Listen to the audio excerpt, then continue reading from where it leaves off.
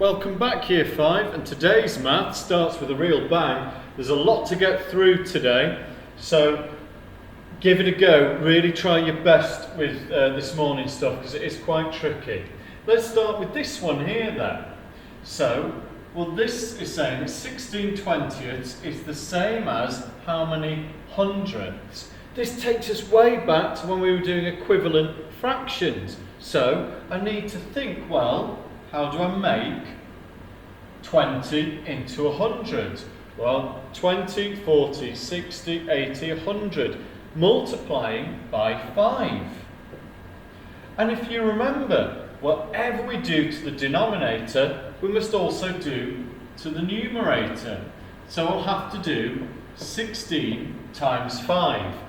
Not too sure of my 16 times table, so I'll do a quick written method here.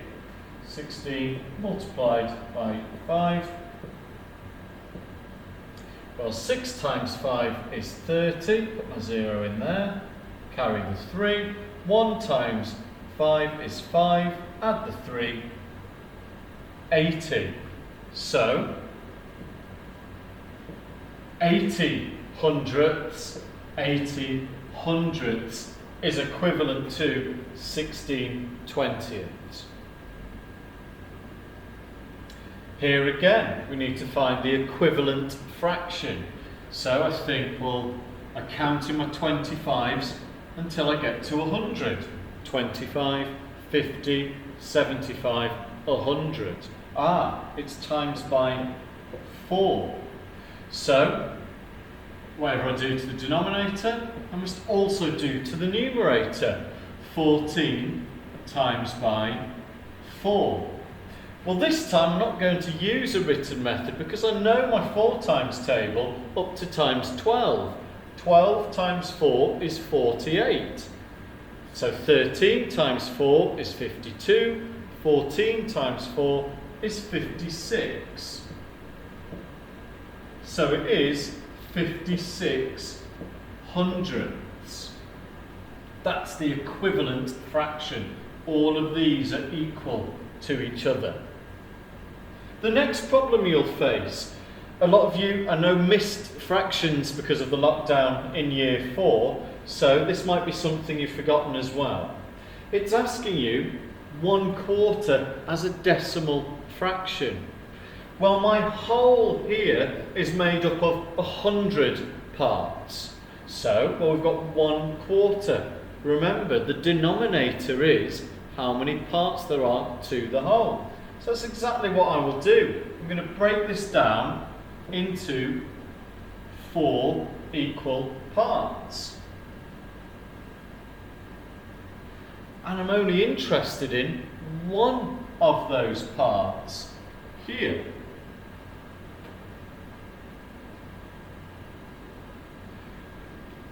Well, actually, one of those parts is made up of 25 hundredths.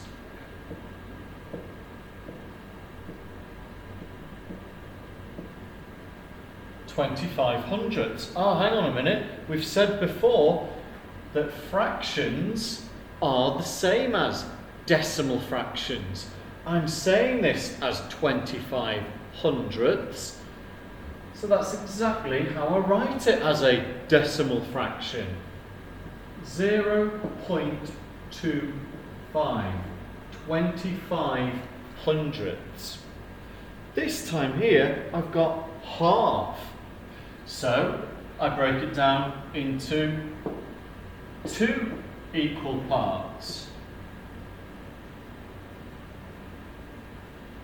And this time I'm interested in half of the whole. Well, this time I've got 50 hundredths.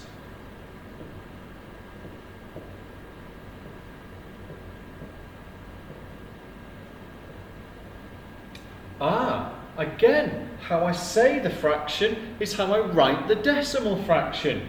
50 hundredths, 50 hundredths. And that looks like that there. I could also call it 5/10. I can break it down into 5/10. If you look here, that's 1/10, 2/10, 3/10, 4/10, 5/10 there. So I could actually just make it 0.5, 5/10. And then for the final one, we go back to splitting it into quarters, into 4 equal parts. But this time I'm interested in 3/4. So I colour in 3/4 of the shape. And again, I could count up all the hundredths here, and I would find I've coloured in 75 out of 100. So, I say that as a fraction 75 hundredths. How I say it as a fraction is how I write it as a decimal fraction. 75 hundredths, 0.75. You'll notice the link here. 25 hundredths, if I clear that away there,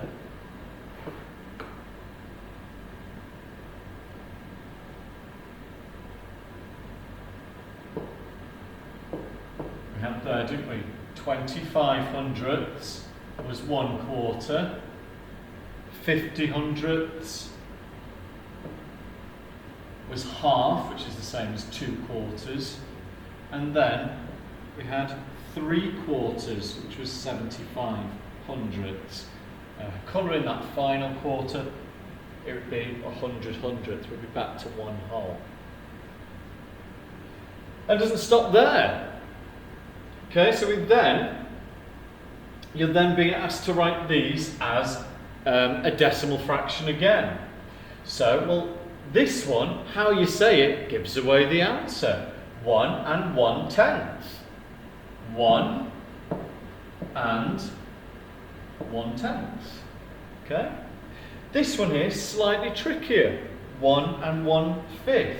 Well, we don't have fifths, but we do have tenths. So again, I've got to find an equivalent fraction. I've got to make this out of 10. Well, how does 5 become 10? We multiply by 2.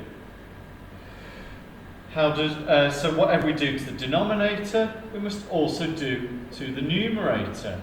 1 times 2 is 2. So now I've got 1 and 2/10. How I say it is how I write it. 1 and 2/10. 1.2. And then finally, you've then got to compare mixed numbers to decimals here. Well, 2.15, let's unpick what this means. What would that be as a fraction? We've got 2 whole, and it says it's 15 hundredths. As I say it, is how I write it. 15 hundredths. Again, I cast my mind back to when we were doing fractions. I've got to make these denominators the same. Well, we've already established earlier to turn 20 into 100 is times by 5. So we've done that to the denominator, then whatever we do to the denominator, we must do to the numerator. 15 times by 5. Well, I know that 12 times by 5 is 60. So 13 times by 5 is 65. 14 times by 5 is 70. So 15 times by 5 must be 75. So now I've got 2 and 75 hundredths, which I'm comparing to 2 and 15 hundredths. Clearly this is the larger number. Smaller number eats the smaller number eats the bigger number, so we can say 2 and 15 twentieths is greater than 2 and 1500ths. Okay, a lot of maths to get through there. Do your best. Again, if you have a look at the blog before you log into Google Classroom this morning, then we can help you out on there. Best of luck.